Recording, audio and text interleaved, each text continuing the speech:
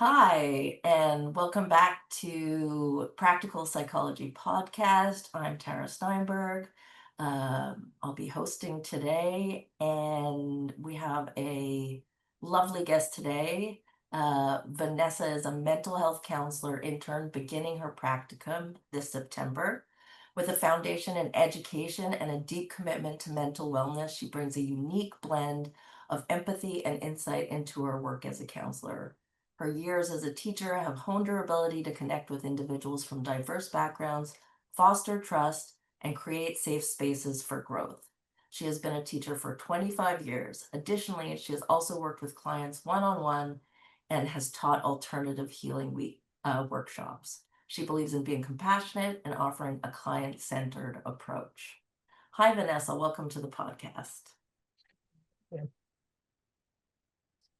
Uh, okay, can you speak up a bit, Vanessa? Oh, yeah. Can you hear me now? Yes, I can. Okay. Okay, that's great. So, Vanessa, let's jump right in. What was it that led you to counseling? Yeah. Definitely it was a long road to counseling for me.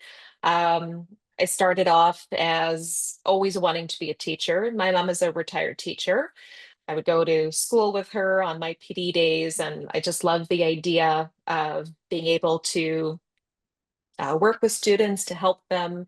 So that kind of became my goal. I grew up and I got my teaching degree.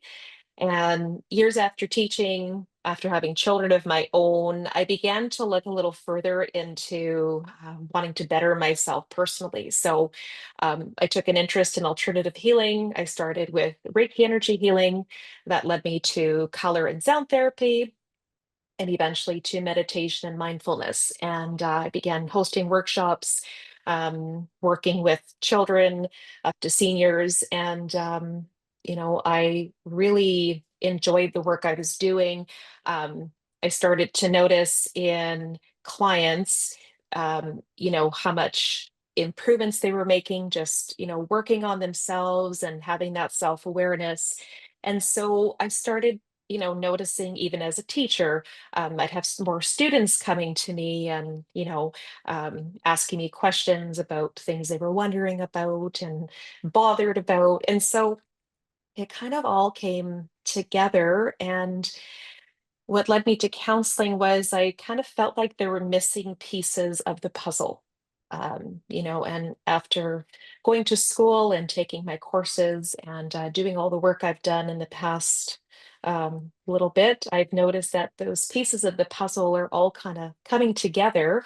And now I feel like I have more tools to offer my students and to offer my clients. Amazing. You mentioned color and sound therapy. That's Hmm. something I haven't heard of. Can you tell us a little bit more about what that is and whether or not you incorporate it into your therapy sessions? Yeah, so I've been a music teacher for a number of years. So anything music, sound has always kind of fascinated me. And so when um, you're working with a client, and they might have experienced a lot of different stress. It kind of throws them off balance. So bringing in that color and sound frequency really helps to bring that person back into their balance. And so, looking at that large percentage of our body that's made out of water, and looking at those sound vibrations, working with, I guess, if you think of a stream of water and there's chaos, it's moving really fast, and then it begins to kind of settle. That would be the imagery I would give you of, working with sound therapy and then incorporating color just to bring that um, perfect harmony back with the client. Wow. Wow, that's fascinating. Sounds a little bit like um mindfulness Yes, methodology and yes. maybe even breathing exercises, Hmm. all different strategies to bring a client back into balance. Definitely, it all works together. I find the more I study, the more I learn. Everything is just about bringing us back into balance. Yeah, that is really very important in life. Um, how do you see yourself combining your work as a teacher, your current work with clients now, Mm. with counseling?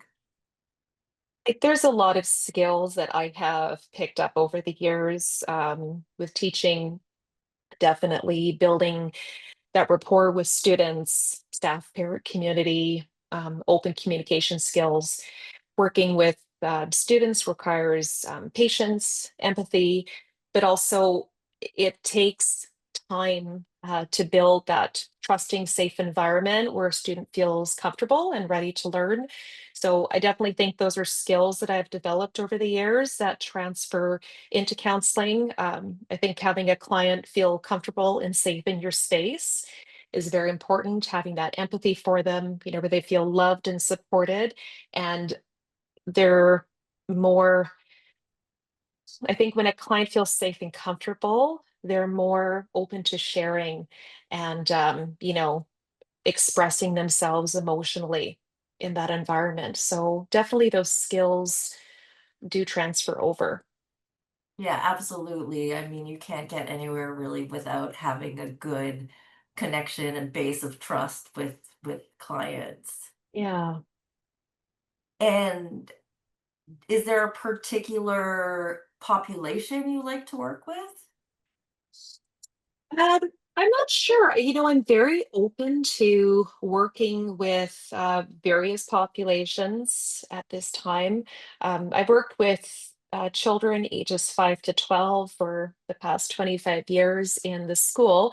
But I've also worked with clients of all ages in um, my work that I've done one-on-one. So I'm very open just to kind of see what the future brings and what opportunities and possibilities there are. So not yet. I'm very, very open to seeing what Very the open. future brings. Yeah. Yes, I mean, it's good to be open, especially you're at the beginning of a new career, and it sounds like you have a lot of different skills to bring to the table, so matching it Yeah. up is going to be interesting. Yeah. I'm a little bit more interested. I actually worked a little bit with kids not quite as young as 5. It can sometimes be a difficult group, especially for talk therapy. So I'm wondering if how these alternative methods that you use, how the younger children respond to that. They're very open. I find children are they're open, and I find they're very welcoming of, um, for example, if I bring in a mindfulness exercise for students, a lot of them seem very almost excited to, yes, we get a few minutes of quiet time and we can just relax. And I keep it very open for them to whether they want to color or they want to fidget with something, or if they just want to have a few minutes of quiet time. Really, mindfulness is about being present, and that looks very different for everybody. So I think just allowing, you know, your client just to kind of experience it in their own ways is definitely key here. Um, for any parents listening, why do you think why do you think mindfulness is good for kids? Just helps them bring them back to the now.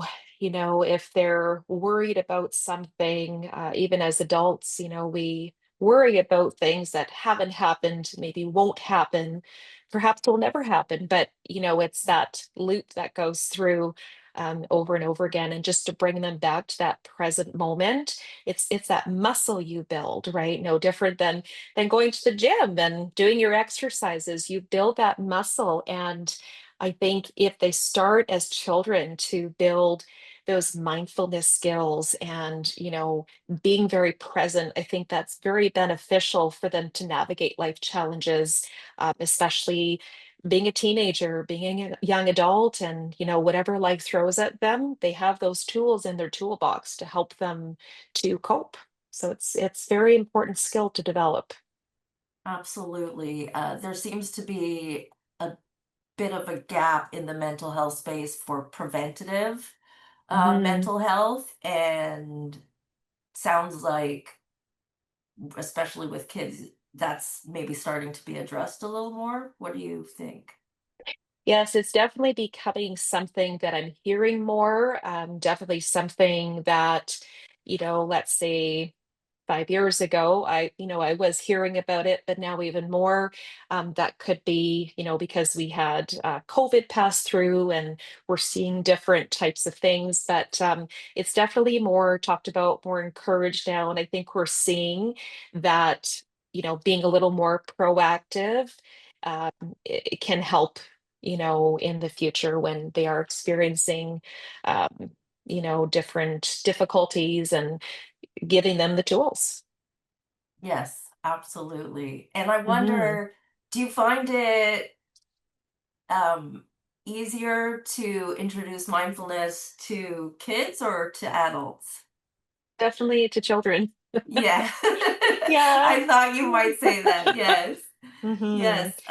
What are Yeah. the common obstacles you find coming from adults that you've worked with?